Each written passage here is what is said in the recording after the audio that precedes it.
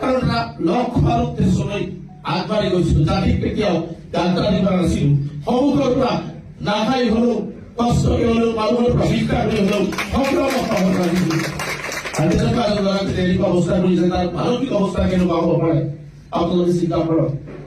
আৰু সেই দেউতাক মৰাৰ দিনাখন যি পৰিৱেশ হৈছিলে মোৰ ঘৰত, সেই অনুৰূপ পৰিৱেশ মোৰ ঘৰত তিৰি গৈছিল।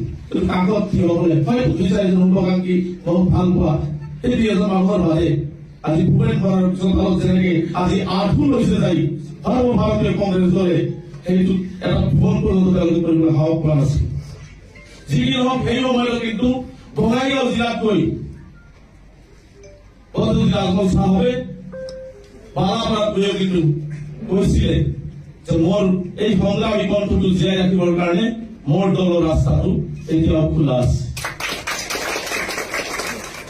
যোৱাৰ আগতো মোক শুভেচ্ছা দিলে সংগ্ৰামী কণ্ঠ অব্যাহত ৰাখিবৰ কাৰণে, মোৰ লগত ঘটা ঘটনাৰ কাৰণে আকৌ দৰ্জাটো খুলি ৰাখিলে যাতে সংগ্ৰামী কণ্ঠটো জীয়াই থাকে।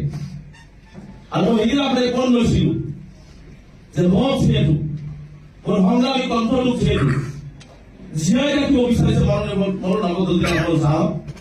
আৰু মই সেইদিনা সিদ্ধান্ত লৈছিলো, মই পৰিয়ালৰ লগত কথা পাতিছিলো, মই দুজনকে বিধায়কৰ লগত কথা পাতিছো, আমাৰ নজৰুল ইছলাম ছাৰ মজিবুৰ ৰহমান ছাৰৰ লগত কথা পাতিছিলো যে নহয় মই জীয়াই থাকিব লাগিব, সংগ্ৰাম কৰিব লাগিব আৰু এই কণ্ঠ মই আগবঢ়াই লৈ যাব লাগিব জাতিৰ কাৰণে।